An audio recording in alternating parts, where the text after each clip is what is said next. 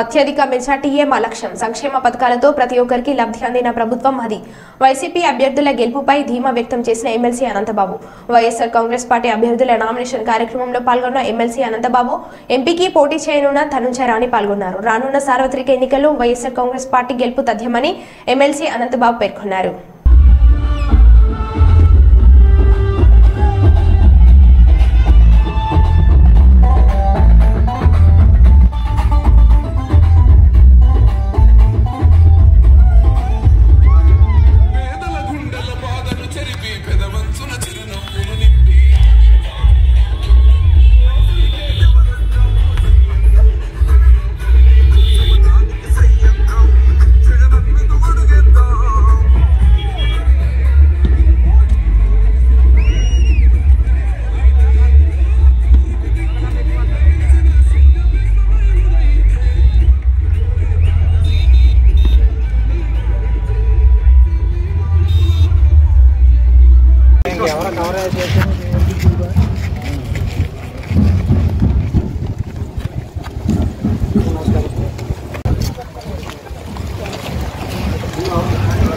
YSR Congress party తరఫు నుంచి MLA అభ్యర్థిగా నామినేషన్ వేయడం జరిగింది. చూడడం మా నియోజకవర్గ ప్రజల ఆదరమానంతో వాళ్ళందరితో కలిసి వచ్చి భారీ ఎత్తున ఇది జన సముద్రం అన్న విధంగా మా నాయకులంతా తరలి వచ్చి వారి సమక్షంలో ఈరోజు నేను ఇక్కడ నామినేషన్ వేయడం జరిగింది.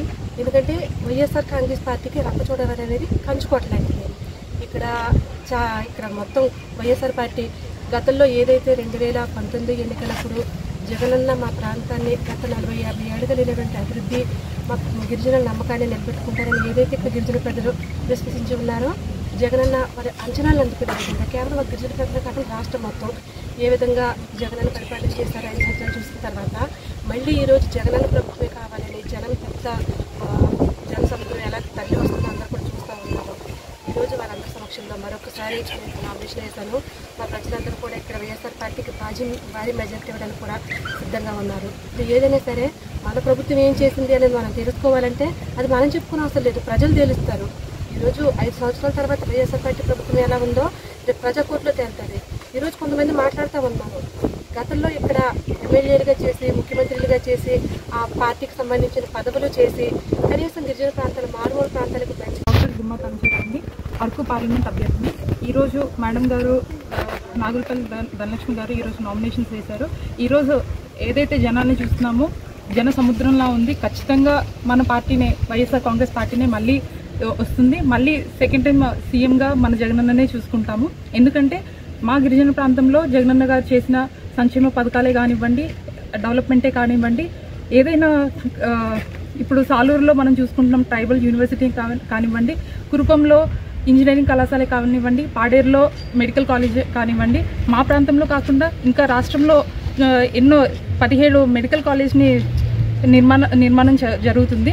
అలానే ఇంకొకసారి మనం 5 ఏళ్ల వ్యవధిలోనే మనం ఇంత చేంజెస్ ఇంత అభివృద్ధి చూస్తుంటే ఇంకొకసారి సీఎంగా మన జగనన్నే తీసుకొని వస్తే ఇంకా చాలా అభివృద్ధి చేసుకోవడానికి వీలుంటుందని నేను ఈ మీడియా ముఖంగా తెలియజేసుకుంటున్నాను. ఎటువంటి అభివృద్ధి సంక్షేమం లేకుండా ఉండే వాళ్ళు ఈరోజు మళ్ళీ మాట్లాడుతూ ఉన్నారు. దమ్ముంటే ప్రజాకూట్లోకి వచ్చారు కదా, వచ్చే ప్రజల మధ్యలోకి ఆదరాభిమానాలు కొనుగొని ప్రజాకూట్లో తేల్చుకునే విధంగా ప్రజల్లో కష్టపడడం తప్ప ఎవరినో నిందించేసి ఒక మనిషిని 100 సార్లు ఏదో అంటే జరిపోద్దని అనుకోవడం చాలా మూర్ఖత్వం అండి. ఈరోజు రాజకీయం అంటే చాలా ఎలా ప్రవర్తిస్తున్నారంటే ఒక మనిషిని మాట్లాడేస్తే రాజకీయం అయిపోద్ది అనుకుంటున్నారు. కాదు, మన రాజకీయం ఏంటనేది మన భవిష్యత్తు ఏంటనేది నిర్ణయించాల్సింది ప్రజలు. ప్రజాకోర్టులో తేల్చుకోవాలి. ఈరోజు మనం చూసుకున్నట్లయితే వైఎస్ఆర్ పార్టీ వేసినటువంటి నామినేషన్ కార్యక్రమం చూశారు. వాళ్ళే చెప్తూ ఉన్నారు ఇది నామినేషనా లేకపోతే వైఎస్ఆర్ పార్టీ విజయోత్సవ సభ అని చెప్పేసి వాళ్ళే చెప్తూ ఉన్నారు. ఆ రకంగా వాళ్ళు ఏమైనా ఉంటే చేసుకోవాలి, అంతే తప్ప కానీ మరొకరిని ఆడిపోసుకొని పరిస్థితులు అయితే ఉండకూడదు. ఈరోజు నేను కాన్ఫిడెంట్గా చెప్తా ఉన్నాము, మా వాళ్ళైతే మెజార్టీ కూడా చెప్తా ఉన్నారు. ఈరోజు రాష్ట్రంలో మొట్టమొదటిసారి జగనన్నకు రంపచోడవరం నుంచి తొలి విజయాలు ఇవ్వబోతా ఉన్నాం. మరింత ఉప్పెత్తు మిగులుతూ ఉంది. ఈవేళ వచ్చిన నామినేషన్ కూడా జనమే ఒక సాక్షి. జనానికి ఈవేళ వైఎస్ఆర్ కాంగ్రెస్ పార్టీకి ఎంత ఆధారం ఉంది. ఈవేళ మన ఎంపీ అభ్యర్థి ధనుంజయ రాణి గారు, ఆమె డాక్టర్గా వృత్తి చేస్తూ ఉన్నారు. వృత్తి చేస్తుంటే దానికి ఆ చేస్తున్న వృత్తికి వదిలి ఈవేళ జగన్ గారి పిలుపు మేరకు ఆమె ఇక్కడికి వచ్చారు. ఈవేళ గతంలో కొంతమందికే ఆమె వైద్యురాలుగా సేవలు అందించేవారు. ఈవేళ యావత్తి పార్లమెంట్లో సుమారుగా 7 నియోజకవర్గాలు ఉన్నాయి. 7 నియోజకవర్గాల్లో గిరిజన ప్రజలు చాలా వేలాది మంది, లక్షలాది మంది ఉన్నారు. వీళ్ళందరికీ కూడా ఇవాళ ఒక ఎంపీగా సేవలించే దిశగా అడుగులు వేస్తూ ఉన్నారు. రంపచోడవరం నియోజకవర్గం నుంచి అతి భారీ మెజార్టీతో మన ధనంజయ రాణి గారికి నెగ్గిపోతూ ఉన్నారు. ఎందుకంటే మా లక్ష్యం ఒకటే, గతంలో మెజార్టీ మీద ఎక్కువ మెజార్టీ తెచ్చుకోవాలి, గత మెజార్టీ మీద భారీ స్థాయిలో మెజార్టీ తేవాలని మేము ఆరాట పడుతూ ఉన్నాం. ప్రజలు కోరుతూ ఉన్నాం. మీ తరఫున ప్రతి ఒక్కరికి కూడా రాబోయే కాలంలో మరింతగా బాధ్యతగా వ్యవహరించి ఈ ప్రాంత అభివృద్ధి పట్ల కానీ గిరిజన ప్రజల ఆకాంక్షల పట్ల కానీ ముందుకెళ్తాం.